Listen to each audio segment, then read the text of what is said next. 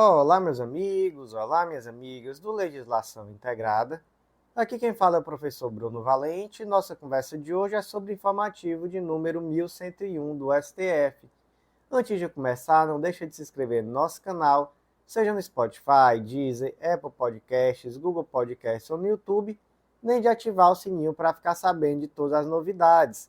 Se inscreve também no nosso Instagram, @legislação_integrada, onde todo dia tem novidade. E acesse o nosso site legislaçãointegrada.com.br. Lá você vai conhecer o Clube da Lei, esse clube de membros que dá acesso a todos os materiais de lei seca e jurisprudência do Legislação Integrada e a mais de 100 planos de leitura, tudo o que você precisa para um estudo completo, atualizado e organizado de lei seca e jurisprudência em uma única assinatura que dá acesso a material semanalmente atualizado. Então vem fazer parte do Clube da Lei.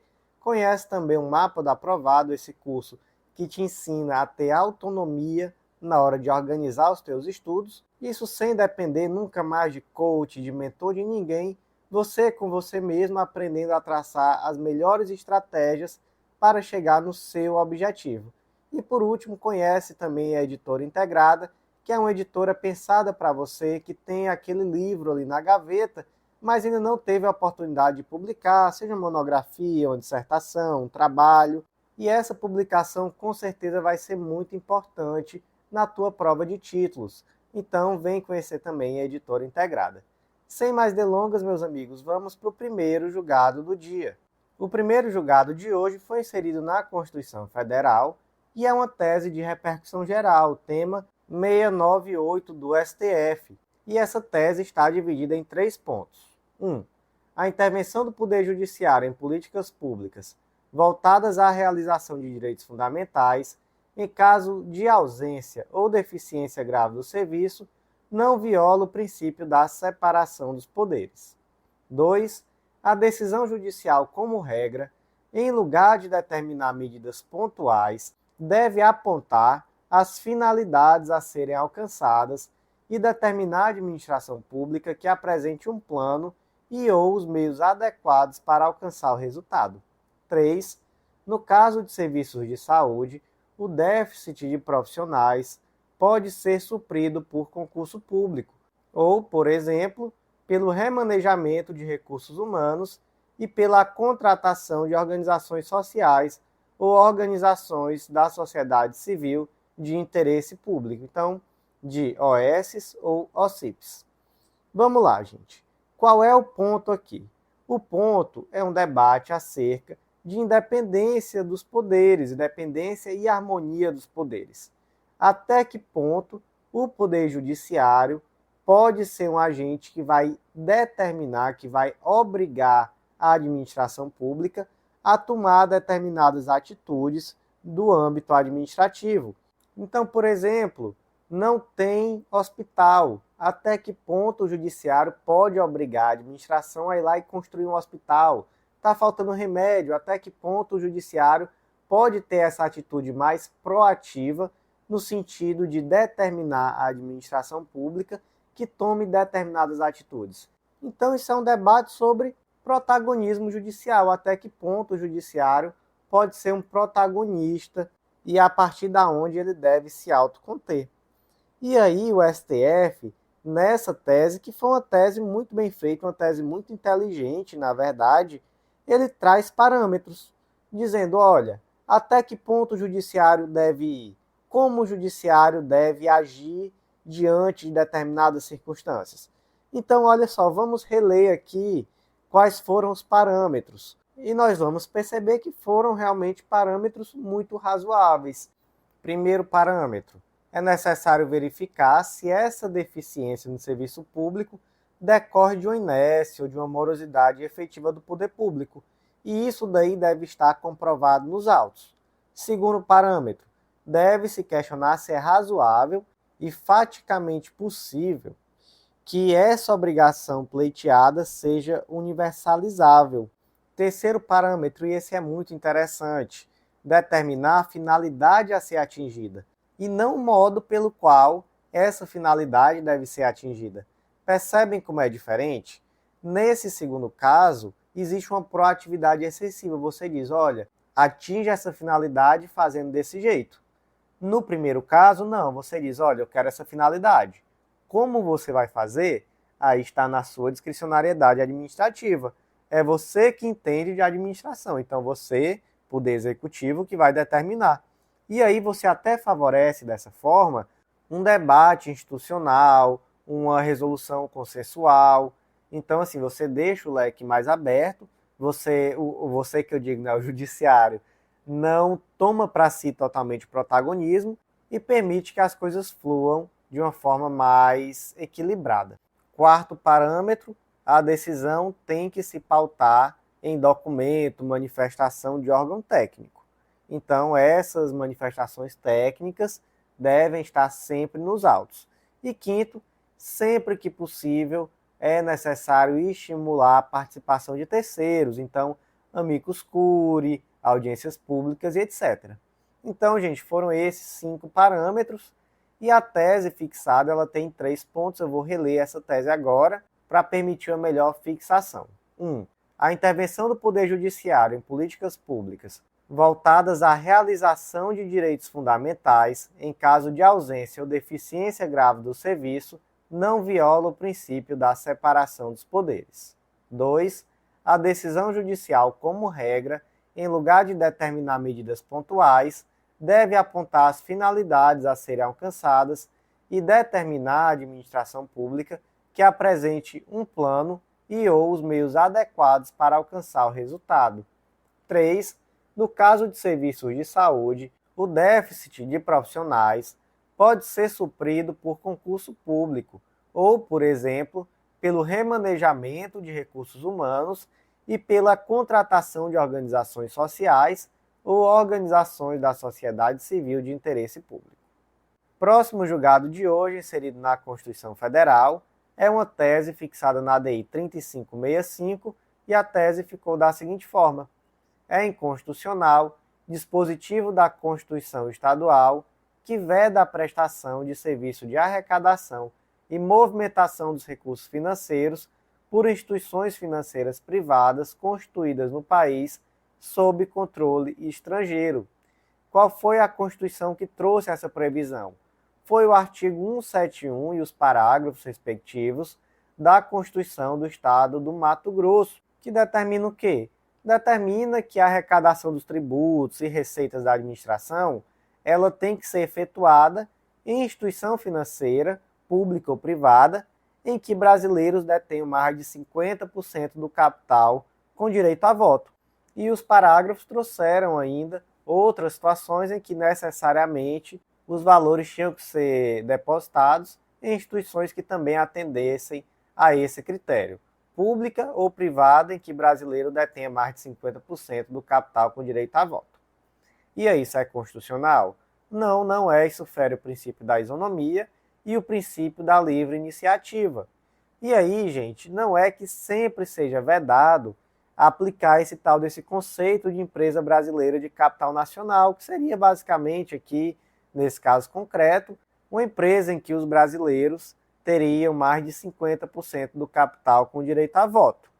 Ocorre que só é possível esse tipo de restrição quando houver algum risco à soberania, à segurança nacional ou à ordem econômica.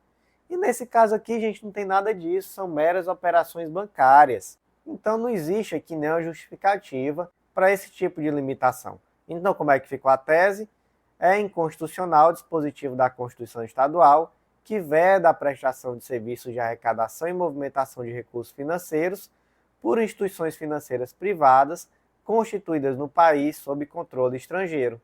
Próximo julgado do dia foi inserido na Lei de Improbidade Administrativa, Lei nº 8429 de 92, e o destaque é bem grande. Então eu vou primeiro explicar, vou inverter aqui um pouco a ordem, e eu vou primeiro explicar e vou ler o destaque ao final, para não ficar muito repetitivo. Sabemos, gente, que desde 2021, a Lei 14.230 inseriu a possibilidade de acordo de não persecução cível no âmbito da ação civil pública por ato de improbidade administrativa. Então, olha só o que diz o artigo 17b. O Ministério Público poderá, conforme as circunstâncias do caso concreto, celebrar acordo de não persecução civil, desde que dele antevenham ao menos os seguintes resultados: 1. Integrar o ressarcimento do dano. 2. A reversão à pessoa jurídica lesada da vantagem devida obtida, ainda que oriunda de agentes privados. Certo, então, hoje em dia não existe mais dúvida, é possível o acordo de não persecução civil no âmbito da ação civil pública por improbidade administrativa, que seria, né, gente, aqui uma espécie do gênero colaboração premiada, digamos assim. Mas a pergunta que não quer calar é: e antes? Antes de 2021, já era possível uma colaboração premiada no âmbito da ação por improbidade administrativa? E aí o STF entendeu que sim, já era possível. Só que aí o STF trouxe aqui alguns parâmetros. E aí eu vou ler esses parâmetros e já vou fazer aí uma pequena explicação e já fica como sendo a leitura. São 5 parâmetros, vamos lá. Tese de repercussão geral, tema 1043.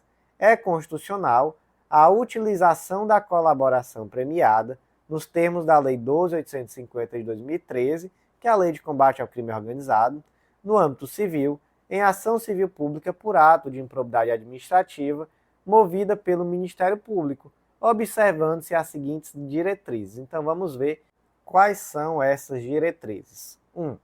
Realizado o acordo de colaboração premiada, serão remetidos ao juiz para análise o respectivo termo, as declarações do colaborador e cópia da investigação, devendo o juiz ouvir sigilosamente o colaborador, acompanhado de seu defensor, oportunidade em que analisará os seguintes aspectos na homologação: regularidade, legalidade, voluntariedade da manifestação de vontade, especialmente nos casos em que o colaborador está ou esteve sob efeito de medidas cautelares, nos termos do artigo 4º, parágrafo 6º e 7º da Lei nº 12.850. Então vamos entender aqui o que foi dito. O Ministério Público pode sim celebrar o acordo de colaboração premiada, mas aí esses documentos têm que ser remetidos para análise do juiz, e o juiz vai ouvir sigilosamente o colaborador, acompanhado de seu defensor, e ele também vai analisar os documentos, e a análise vai ser simplesmente de regularidade, legalidade e voluntariedade da manifestação de vontade. Se estiver tudo ok, aí o juiz homologa.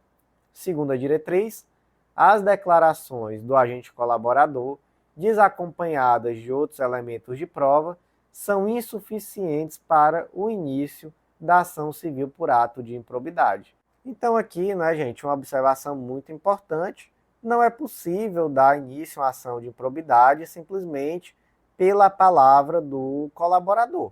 Não é possível, é necessário que existam outras provas que colaborem com a palavra do colaborador. 3.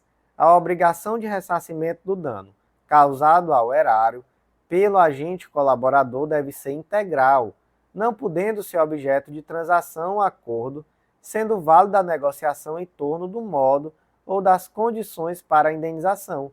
Então aqui basicamente uma aplicação daquilo que está lá no 17b, inciso 1, é necessário que no mínimo o resultado seja o do ressarcimento integral do dano. É possível até chegar no acordo sobre como esse dano vai ser ressarcido, mas o ressarcimento tem que ser integral. 4. O acordo de colaboração deve ser celebrado pelo Ministério Público com a intervenção da pessoa jurídica interessada e devidamente homologado pela autoridade judicial. Então, quem que oferece? O Ministério Público. Da mesma forma que no 17b, que trata do acordo de não persecução civil, traz lá também somente o Ministério Público como legitimado.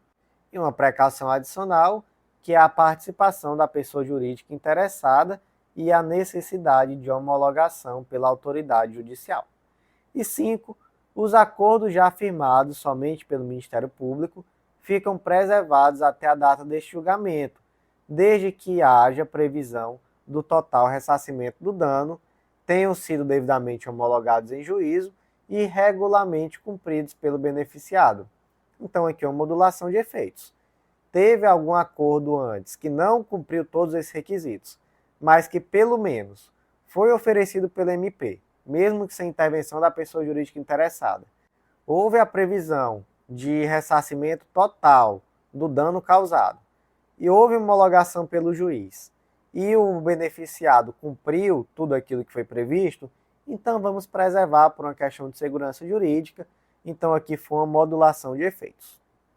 Próximo julgado do dia, inserido na Constituição Federal, destaque da seguinte forma: é constitucional, por ausência de afronta ao direito social à segurança, ao direito de propriedade e ao princípio da proporcionalidade ou à competência da União para legislar sobre direito civil, lei estadual que fixa distância mínima entre presídios e contingente máximo de população carcerária.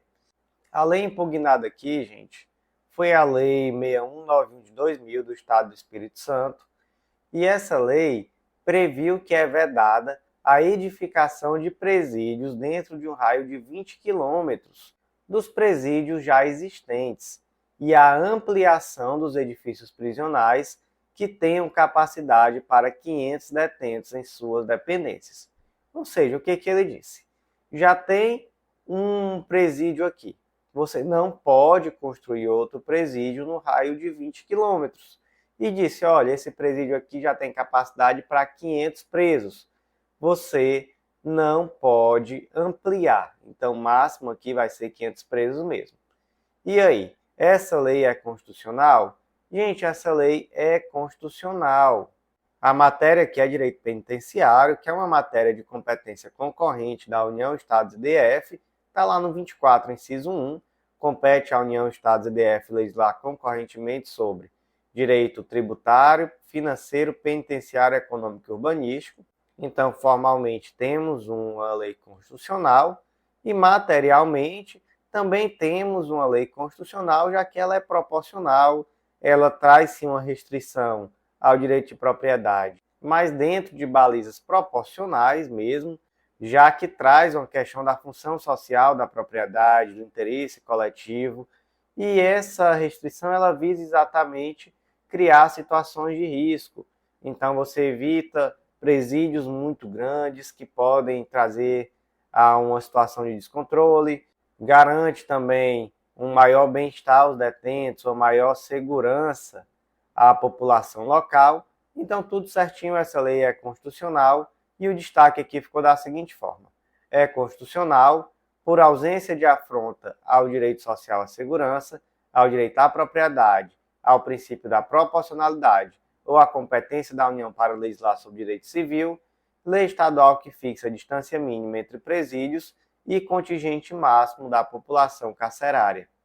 Próximo julgado do dia foi inserido na Constituição Federal e é uma tese de repercussão geral, tema 1001 do STF, e essa tese ficou da seguinte forma: é constitucional o ato normativo municipal editado no exercício de competência legislativa suplementar que proíba a participação em licitação ou contratação de agentes seletivos, ocupantes de cargo em comissão ou função de confiança, cônjuge, companheiro ou parente em linha reta, colateral ou por afinidade até o terceiro grau inclusive, e qualquer destes, e dos demais servidores públicos municipais. Gente, trata-se aqui da lei orgânica do município de Francisco Sá, Minas Gerais, e segundo o artigo 98 dessa lei orgânica, o prefeito, o vice-prefeito, os vereadores e os servidores municipais, bem como as pessoas ligadas a qualquer deles por matrimônio ou parentesco, afim ou consanguíneo, até terceiro grau inclusive, ou por adoção, não poderão contratar com o município, subsistindo a proibição até 6 meses após findas as respectivas funções. Primeiro ponto, a lei é constitucional? Sim, a lei é constitucional, porque trata de uma lei que tem por objetivo atender à vedação ao nepotismo. Formalmente também não existe aqui uma inconstitucionalidade, já que existe uma competência suplementar dos municípios para legislar sobre licitação e contratações públicas. Então, veja só, formalmente, competência suplementar, tudo certinho. e materialmente temos aqui uma verdadeira vedação ao nepotismo, então temos uma lei que espelha o melhor espírito constitucional. Mas aí, gente, tem um pequeno detalhe, que em uma leitura apressada da tese você pode entender algo muito errado. E aí, depois que você lê o julgado completo e volta para a tese, você até não, entendi, faz sentido, tudo certinho. Mas eu acho até que seria o caso de readequar o texto dessa tese para que isso fique ainda mais claro. Porque olha só, em relação ao ponto D aqui, demais servidores públicos municipais, e os servidores públicos municipais, em geral, de fato, eles podem sim ser impedidos de participar de licitação ou contratação pública.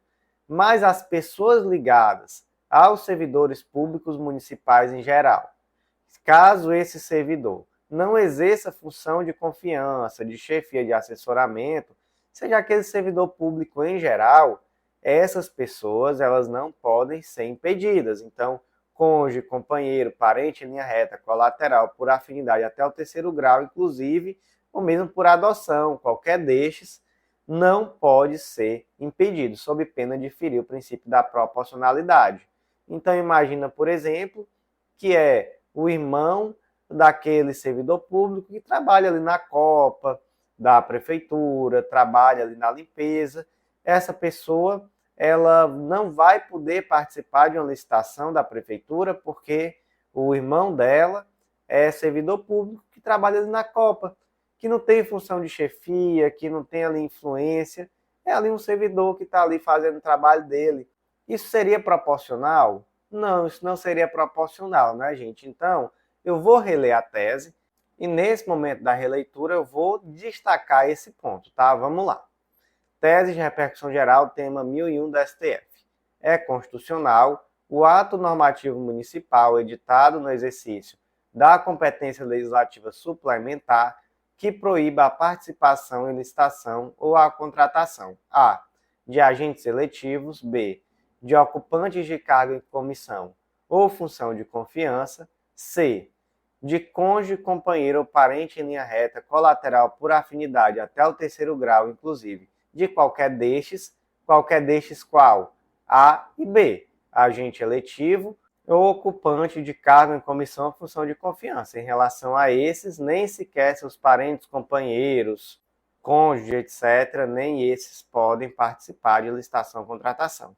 E D, os demais servidores públicos. E aí, esses demais servidores públicos, se não forem cargo de comissão, função de confiança, chefia, cargo eletivo, etc., os parentes, né, cônjuge, companheiro, parente em linha reta, colateral por afinidade, enfim, essas pessoas aqui não estarão impedidas, somente o próprio servidor.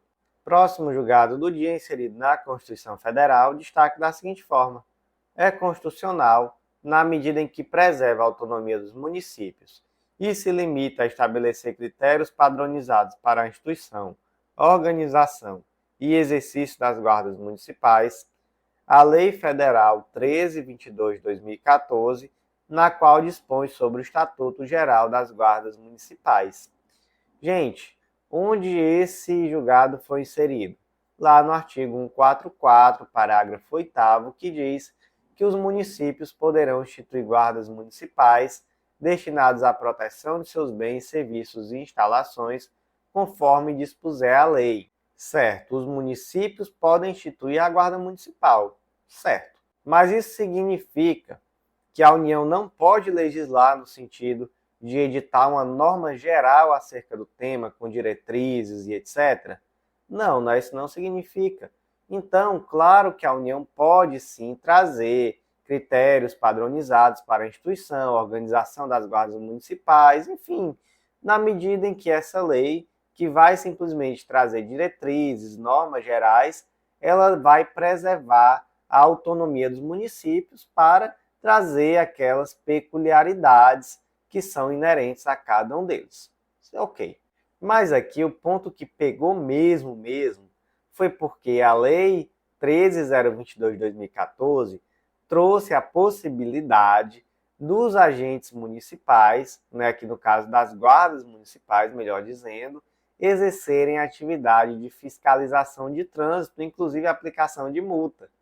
E aí, obviamente, foi esse ponto principal que foi impugnado. Mas o STF entendeu que é sim possível, que não existe uma inconstitucionalidade nesse ponto e que sim se trata aqui de uma manifestação do poder de polícia que é inerente às guardas municipais. Então, guarda municipal pode aplicar multa de trânsito. Em resumo, é isso.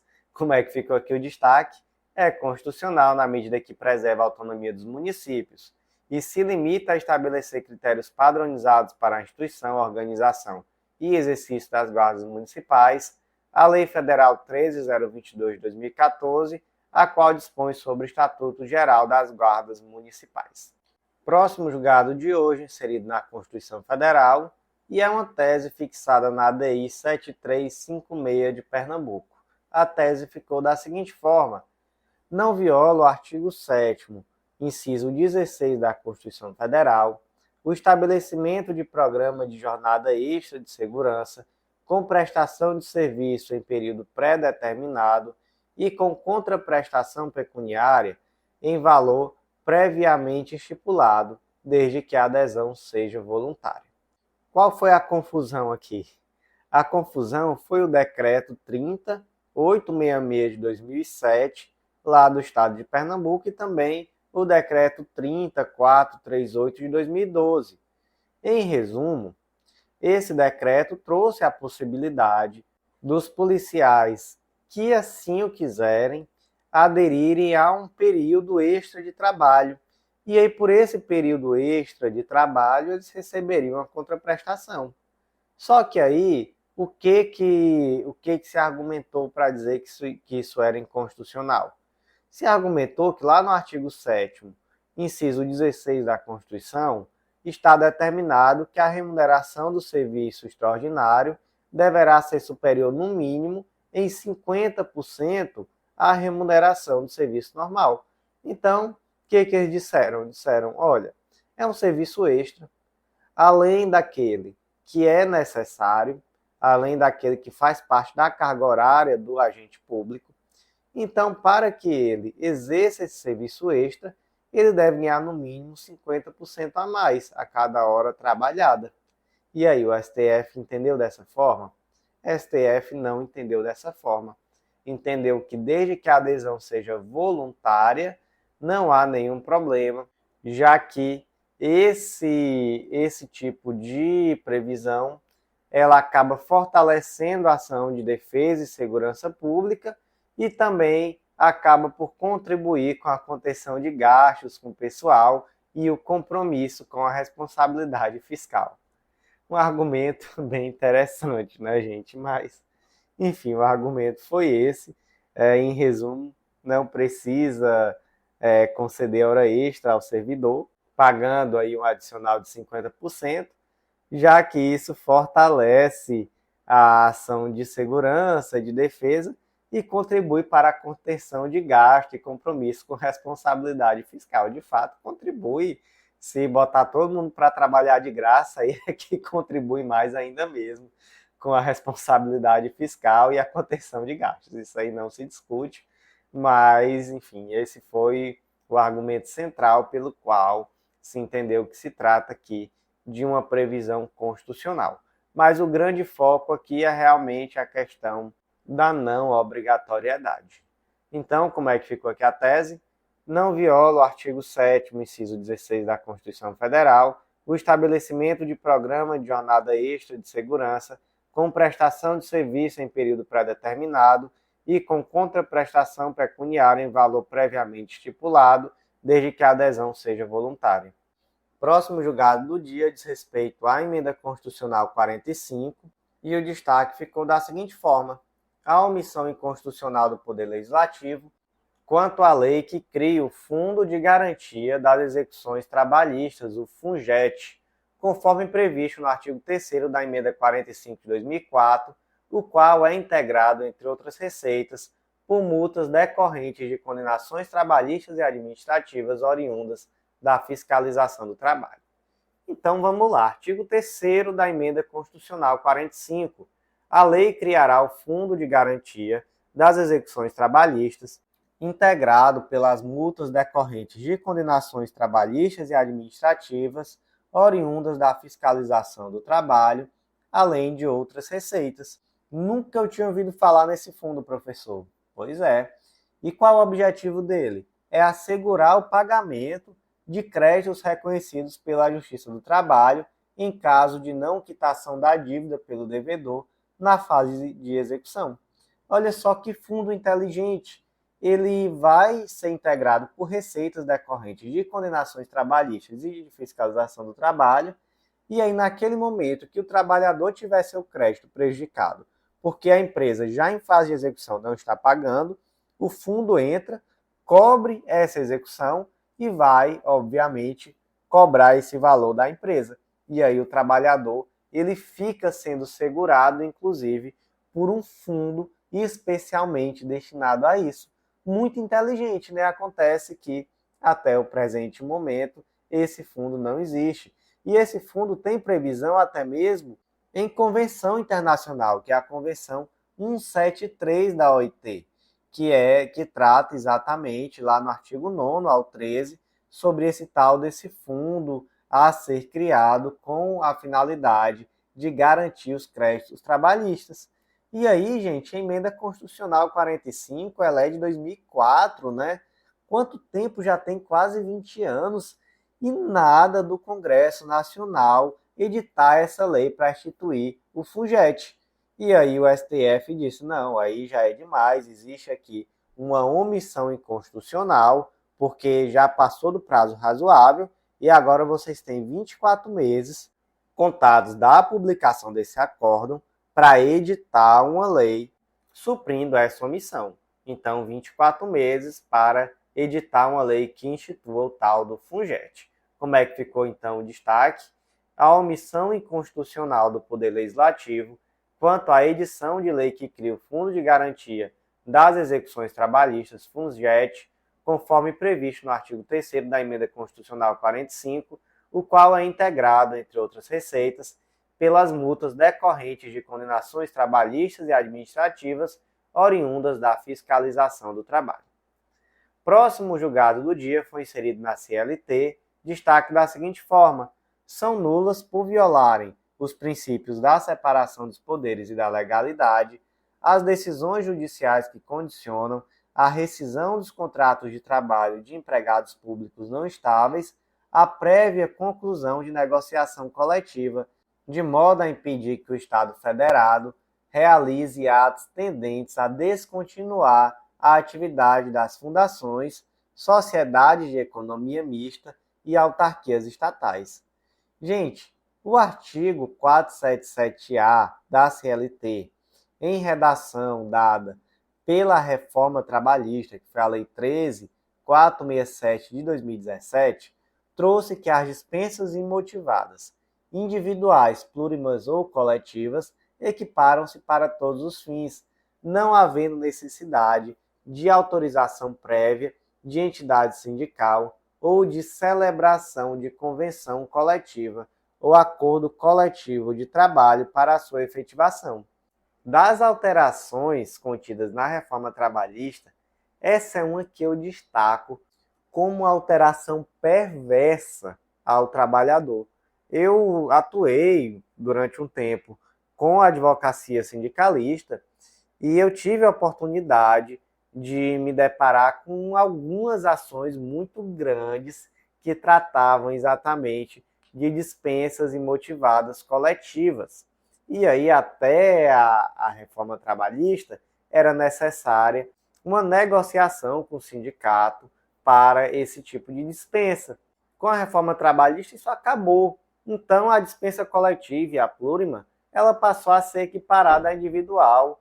Já não é mais necessária hoje autorização prévia ou mesmo negociação prévia com o sindicato. Simplesmente a empresa vai lá e demite todo mundo.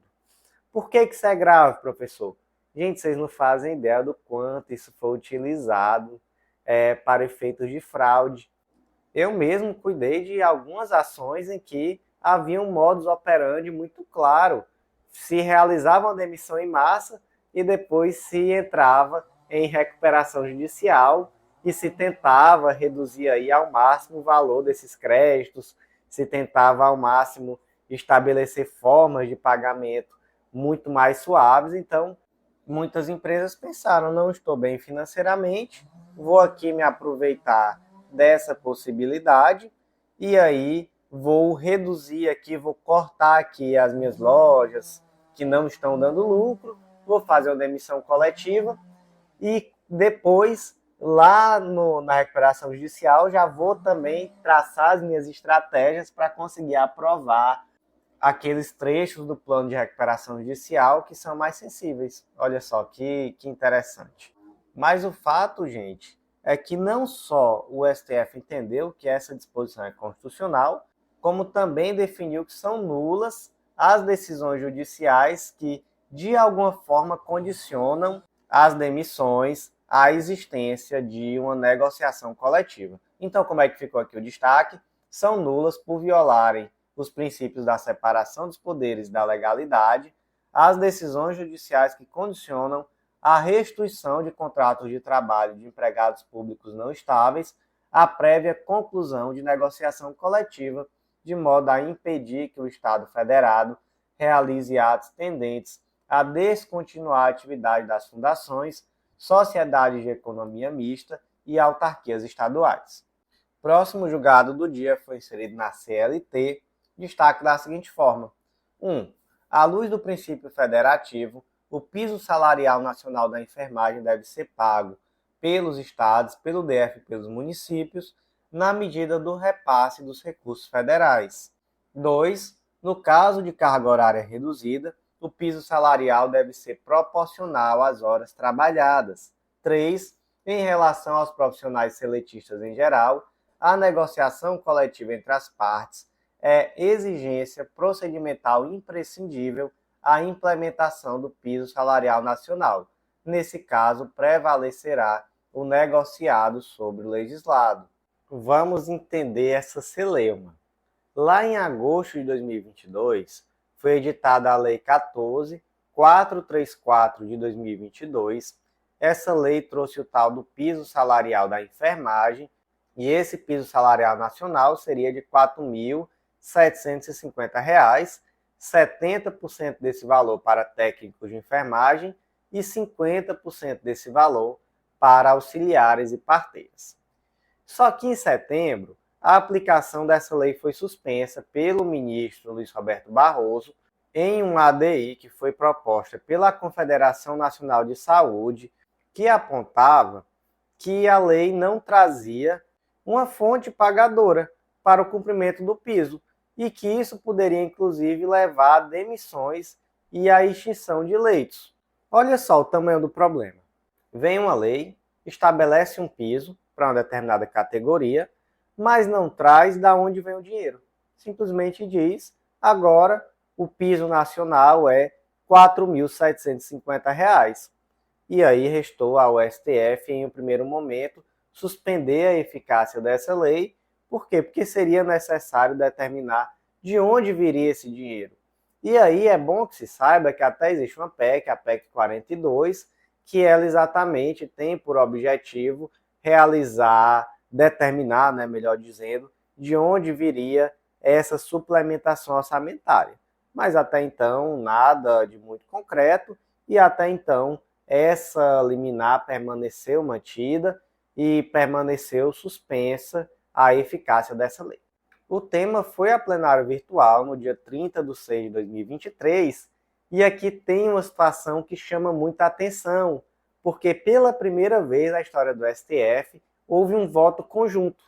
Um voto conjunto que foi do ministro Barroso e do ministro Gilmar Mendes. Olha só que situação atípica, nunca na história do STF existiu um voto conjunto de dois ministros. E aqui, pela primeira vez, isso aconteceu, e aí, naturalmente, isso ganhou a mídia, isso ganhou uma certa repercussão, e isso traz um tempero a mais a essa decisão, que é uma decisão de extrema importância. Certo, vamos seguir em frente. O que se decidiu? É constitucional esse negócio desse piso? É constitucional, sim. E o piso deverá ser pago tanto pelos estados quanto pelo Distrito Federal e também pelos municípios. Então se entendeu que em relação a isso é constitucional, mas basicamente qual foi o parâmetro aqui? Olha, em relação à União vai ter que cumprir da forma com que está aqui na lei, em relação a estado, DF e município. Essa implementação ela deve ocorrer na medida dos repasses de recursos federais, que também a União não pode simplesmente chegar e dizer que os estados, DF e municípios vão ter ali um aumento de custo e não suplementar o orçamento. E isso não funciona, isso não tem como acontecer. Então, esse aumento pelos estados, DF e município, essa implementação do piso, melhor dizendo, vai ser na medida dos repasses dos recursos federais. E aí vem uma questão que deixou muita gente chateada, porque o STF entendeu que esse piso é para uma carga horária de 44 horas semanais. E, gente, a maioria dos servidores de saúde vão ter carga horária reduzida. Se você verificar aí não sei qual percentual, mas com certeza a maioria dos servidores públicos de saúde tem carga horária ali em volta de 30 horas. Então, para eles, não vai existir o piso da forma como ele está, né? Nesse valor de R$ 4.750, mas vai ser um piso proporcional, já que o piso se refere a uma carga horária cheia de 44 horas semanais. Então isso aqui deixou muita gente bem chateada. E para os seletistas em geral? Aí, gente, nesse caso, negociação coletiva entre as partes vai ser necessária essa negociação, inclusive com o objetivo de impedir essas demissões, essa extinção de leitos, etc. Então, vai ser precedida a implementação do piso nacional da enfermagem em relação aos servidores seletistas de negociação coletiva que vai estabelecer em que termos isso vai acontecer, em que prazo, de que forma, etc. Tudo isso com o objetivo de evitar um caos no setor. O resumo é isso. E se entendeu também que, nesse ponto, o negociado prevalece sobre o legislado, que é mais uma das máximas da reforma trabalhista. O negociado prevalece sobre o legislado. E aí, desde a reforma trabalhista, nós temos algo que não existia antes, que é negociação coletiva para tirar direitos. Antes da reforma trabalhista, o que eu conheço de negociação coletiva era para implementar direitos. Mas desde a reforma trabalhista tem sido assim, negociação coletiva é para tentar tirar o mínimo de direitos possíveis. E aqui nesse caso não vai ser diferente, vai ser necessária a negociação coletiva com o objetivo exatamente de determinar de que forma vai haver essa implementação, equalizando o direito das partes no caso concreto. Gente, recomendo fortemente a leitura do material escrito. Alguns detalhes vocês só vão encontrar aqui no material. Eu recomendo, porque é um julgado de extrema importância. E eu já trago aqui também um spoiler daquilo que se ouviu muito em entrevistas do ministro Barroso, no sentido de que não esperem novas categorias conseguindo implementar pisos nacionais. Meio que fecharam a porteira aqui, tá? Para os enfermeiros. O ministro Barroso, em muitas entrevistas, ele chegou a dizer, olha, temos, sei lá, eu não lembro o número, mas centenas de categorias na fila para implementar pisos salariais nacionais. Isso não é bom para a economia, não é bom que seja dessa forma. Essa questão de piso é algo que deve ser negociado coletivamente, em cada unidade federativa, em cada realidade. Então, isso não vai ser feito nacionalmente para outras categorias. Fecha-se aqui a porteira com os enfermeiros, basicamente o recado que foi dado por esse julgamento foi esse. Novas categorias não esperem, porque chegando isso ao STF, muito provavelmente vai ser declarado inconstitucional. Aqui no caso dos enfermeiros, se declarou constitucional, se trouxe aqui ressalvas que acabam até por ser o ganha mais não leva, então diz assim, é constitucional, mas o piso é em cima de 44 horas. É constitucional, mas vai ser implementado de acordo com os repasses de recursos federais. É constitucional, mas vai ter que ter negociação coletiva prévia. Então, ganhou, mas não levou, né? Eu acho que a verdade aqui é essa.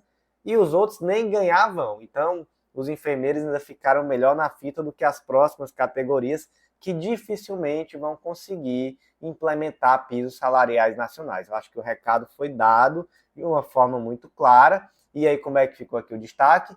À luz do princípio federativo, o piso nacional da enfermagem deve ser pago pelos estados, pelo DF e pelos municípios, na medida dos repasses dos recursos federais. 2. No caso de carga horária reduzida, o piso salarial deve ser proporcional às horas trabalhadas. 3. Em relação aos profissionais reletistas em geral, a negociação coletiva entre as partes é exigência procedimental imprescindível à implementação do piso salarial nacional. Nesse caso, prevalecerá o negociado sobre o legislado.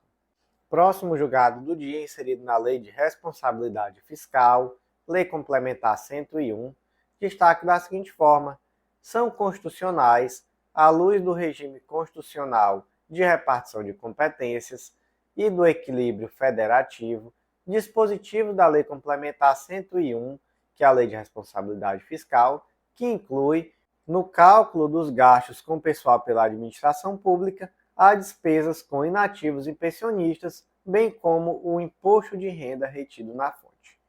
Gente, vamos lá. O artigo 18 da Lei Complementar 101 explica o que é despesa total com pessoal. Por que isso vai ser relevante?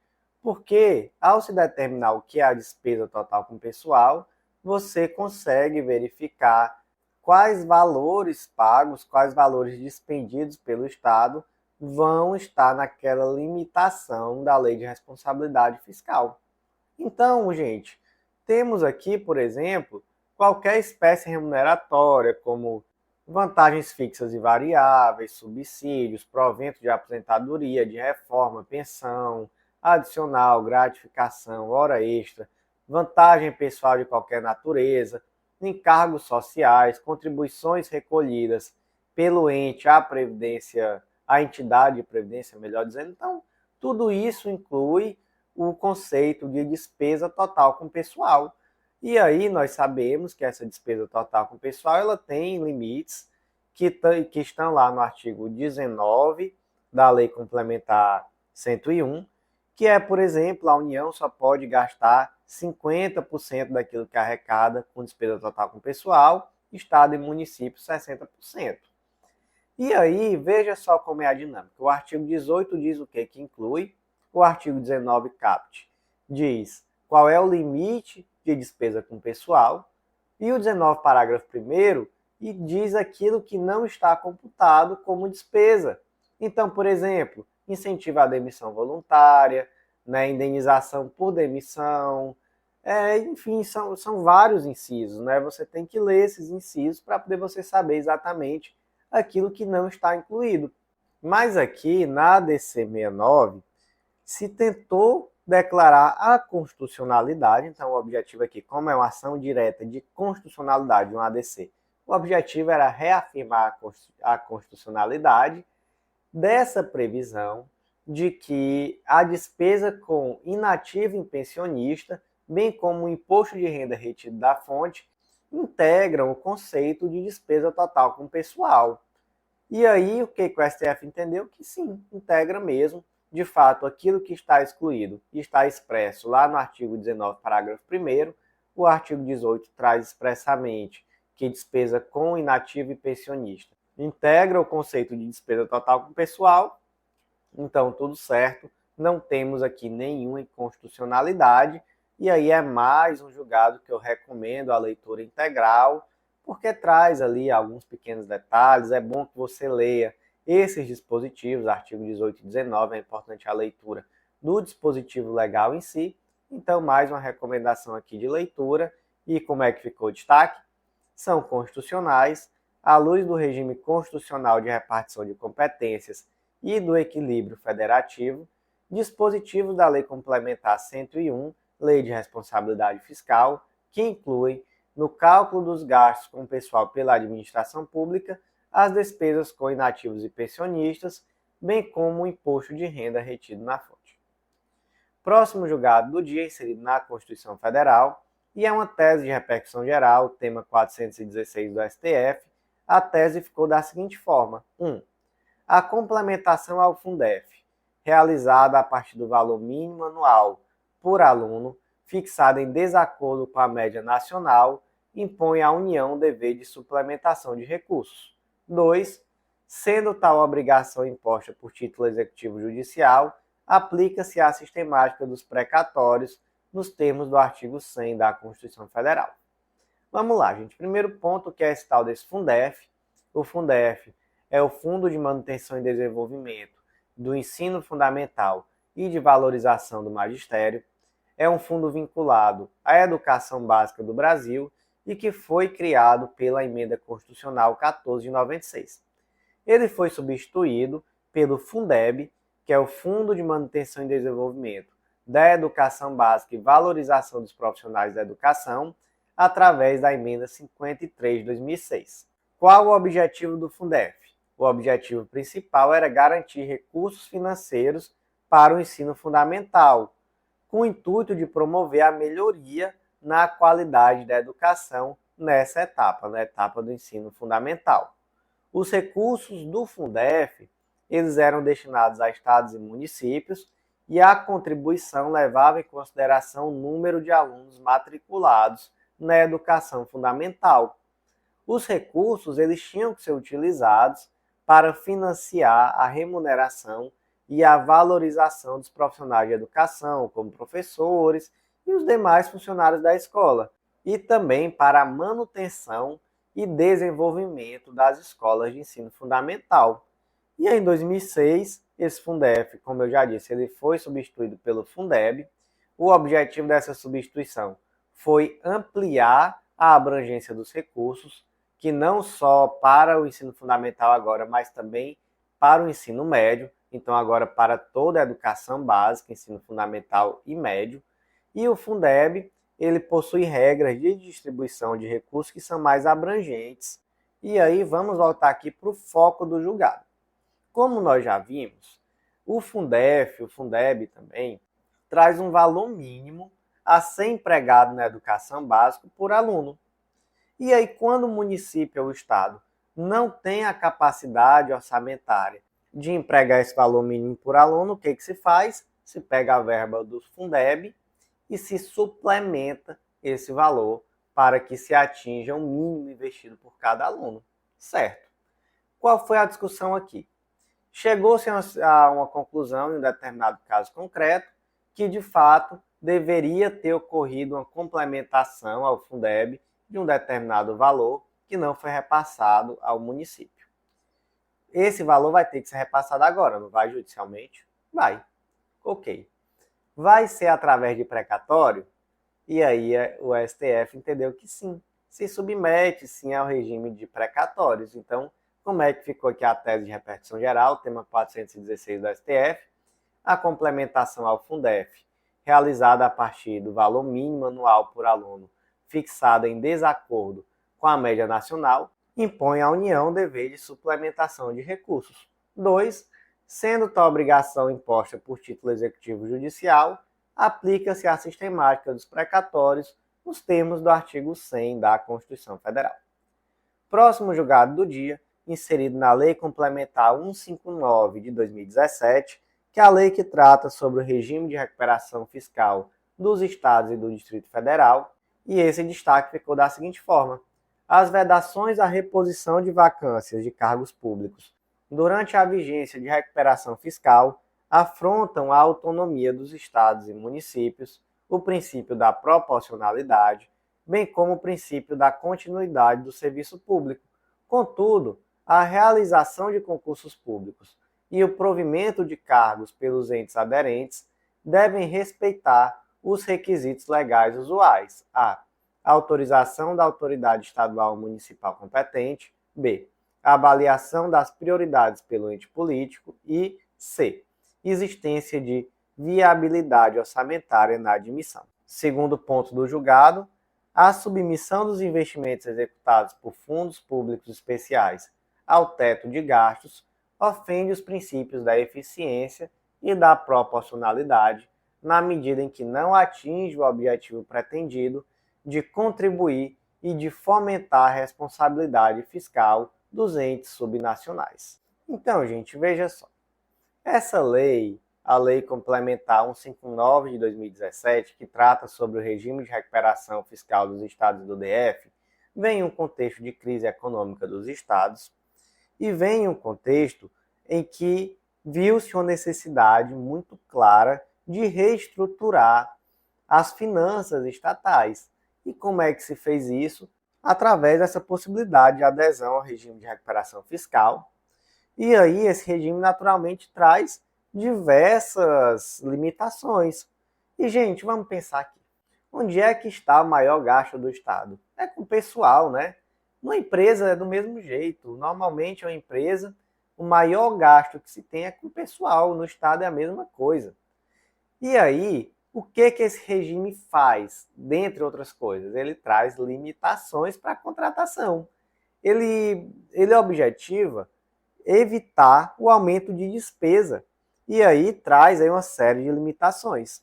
Só que olha só que limitação extrema. Imagina você submeter um Estado à reposição de vacância. Então veja só, o Estado ele está com determinado cargo público vacante. Ele quer simplesmente voltar a preencher esse cargo através de concurso público, por exemplo. Mas você imagina, para que isso seja possível, é necessário uma autorização no plano de recuperação fiscal, que é um ato administrativo complexo que demanda a anuência de diversos órgãos federais, além da aprovação pelo presidente da República. Vocês acham que isso viola a autonomia do Estado? Isso viola totalmente a autonomia do Estado. Então isso é um excesso. Então o que o STF disse? Ele disse, olha, calma, não podemos aplicar essa lei de uma forma a ferir quase que de morte a autonomia dos entes federativos. Também não é por aí. Não dá para você achar que para o governador do estado assinar um edital de um concurso público para tão somente preencher um cargo que está vago, ele ter que conseguir autorização até do presidente da República. Não é por aí também, né? Qual seria a fundamentação disso? É o artigo 8º. São vedados ao Estado, durante a vigência do regime de recuperação fiscal, inciso 4º, a admissão ou contratação de pessoal a qualquer título, ressalvadas as reposições de cargo de chefia, de direção e assessoramento, que não acarretem aumento de despesa, e B, a contratação temporária. Então perceba que não traz a ressalva da contratação por meio de concurso público do cargo que está vago. Então, um verdadeiro excesso, uma verdadeira situação que contraria a Constituição, e por isso o STF trouxe aqui essa interpretação no sentido do destaque do julgado que a gente vai reler agora. As vedações à reposição de vacâncias em cargos públicos durante a vigência do regime de recuperação fiscal afrontam a autonomia dos estados e municípios, o princípio da proporcionalidade, bem como o princípio da continuidade do serviço público. Contudo, a realização de concursos públicos e o provimento de cargos pelos entes aderentes devem respeitar os requisitos legais usuais: a autorização da autoridade estadual ou municipal competente, b, a avaliação das prioridades do ente político e c, existência de viabilidade orçamentária na admissão. Segundo destaque, a submissão dos investimentos executados por fundos públicos especiais ao teto de gastos ofende o princípio da eficiência e da proporcionalidade na medida em que não atinge o objetivo pretendido de contribuir e fomentar a responsabilidade fiscal dos entes subnacionais. Próximo destaque do dia inserido no Código Penal, e temos aqui uma tese de repercussão geral, tema 778 do STF. A tese ficou da seguinte forma: o prazo para a prescrição da execução da pena concretamente aplicada somente começa a correr do dia em que a sentença condenatória transita em julgado para ambas as partes, momento em que nasce para o Estado a pretensão executória da pena, conforme interpretação dada pelo STF ao princípio da presunção de inocência nas ADCs 43, 44 e 54. Gente, olha só o tamanho do problema. O artigo 112, inciso 1 do Código Penal determina que a prescrição começa a correr do dia em que transita em julgado a sentença condenatória para a acusação, ou a que revoga a suspensão condicional da pena ou livramento condicional. Então veja só, a partir do dia em que a ação penal transitou em julgado para a acusação, começa a correr o prazo da prescrição pela pena em abstrato. Qual é a lógica? A lógica é que a pena daí para frente não tem como aumentar. Então, daí para frente já se começa, de fato, a contar o prazo prescricional de acordo com a pena em abstrato. É isso que a lei diz, né? Aí você imagina a situação. Teve um acórdão, e aí nesse acórdão, já em segundo grau, foi fixada determinada pena, a acusação não apelou, a defesa apelou. Já teve trânsito em julgado. E aí já começa a correr a partir daí o prazo prescricional. É isso que a literalidade do artigo 112, inciso 1 do Código Penal nos conta. Qual o problema? O problema, gente, é que existe uma celeuma no direito brasileiro, ou por muito tempo existiu, acerca de qual momento em que seria possível dar início à execução da pena. Então tivemos aí um período em que a execução da pena já era possível a partir do momento em que era proferida a decisão de segundo grau. Então, mesmo com um recurso especial, recurso extraordinário ou algo do tipo, isso não impediria o início do cumprimento da pena. Houve uma revisão de entendimento, né? Em outros julgados, em outras situações, eu já fiz esse histórico de uma forma muito mais clara para mostrar que, de fato, a jurisprudência do STF ela mudou através do tempo em relação a esse assunto, mas o fato é que nas ADCs 43, 44 e 54, o STF entendeu que, de fato, a execução da pena só era possível a partir do trânsito em julgado da sentença condenatória. E aí veja só a celeuma que se cria. Se diz, olha, só é possível executar a partir do trânsito em julgado da sentença condenatória. Mas o termo inicial do prazo prescricional pela pena em concreto é a data do trânsito em julgado para a acusação. Mas é possível exercer a pretensão executória estatal no âmbito penal antes do trânsito em julgado para ambas as partes? Não, não é possível. Então existe inércia do Estado? Não, não existe inércia do Estado quando existe o trânsito em julgado exclusivamente para a acusação. E aí como é que você justifica o início do prazo prescricional sem que exista uma inércia estatal? Criou aqui uma celeuma. E aí você pode ter sua posição sobre o tema, você pode dizer, não, mas direito penal tem que ser interpretação literal, não pode trazer aqui esse tipo de interpretação sistemática, etc., para prejudicar. Pode, perfeita colocação, não, temos aqui que ser mais garantistas. Ok, você traz seu argumento, ele vai ser um argumento válido. Mas o fato, gente, é que realmente, a partir do momento que se diz que só é possível executar a pena com trânsito em julgado para ambas as partes, não há como se justificar que o Estado está inerte em aplicar a pena, havendo tão somente o trânsito em julgado para a acusação. E aí o STF agora fixou uma tese de repercussão geral, já existiam decisões nesse sentido, isso não foi uma inovação do STF que aconteceu agora, então somente a tese vinculante que foi fixada, trazendo agora uma uniformidade em relação à interpretação sobre o tema, no sentido de que o prazo prescricional em concreto só inicia com o trânsito em julgado para ambas as partes.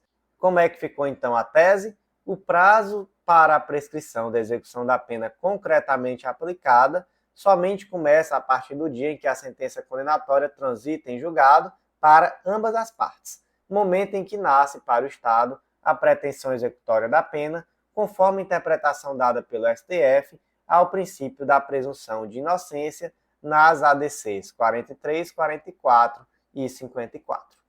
E o último julgado do dia foi inserido na Emenda Constitucional 103 de 2009, a reforma previdenciária, e é uma tese fixada na ADI 7051, e essa tese ficou da seguinte forma: é constitucional o artigo 23 caput da Emenda Constitucional 103 de 2019, que fixa novos critérios de cálculo para a pensão por morte no regime geral e nos regimes próprios de previdência social.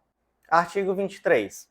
A pensão por morte concedida a dependente de segurado do regime geral de previdência social ou de servidor público federal será equivalente a uma cota familiar de 50% do valor da aposentadoria recebida pelo segurado ou servidor, ou daquele que teria direito se fosse aposentado por incapacidade permanente na data do óbito, acrescida de cotas de 10 pontos percentuais por cada dependente até o máximo de 100%.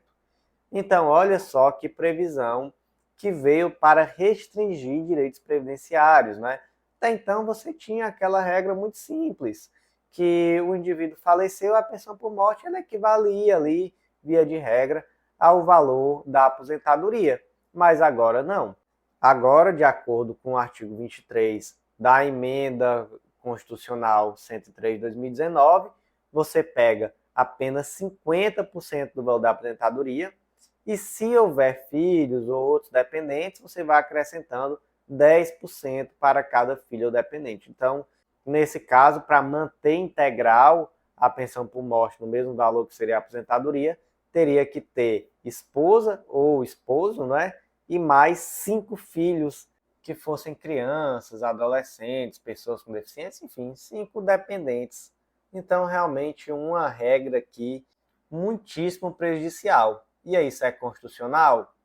A STF entendeu que sim, isso é constitucional, isso não viola nenhuma cláusula pétrea, eis que o núcleo essencial do direito à previdência social e o princípio da dignidade humana, ele foi preservado. Então, se limitou um direito, de fato, mas se preservou aqui o núcleo fundamental, não se feriu cláusula pétrea, então, de fato, não há inconstitucionalidade, especialmente porque se está resguardado aqui, em primeiro lugar, o direito adquirido.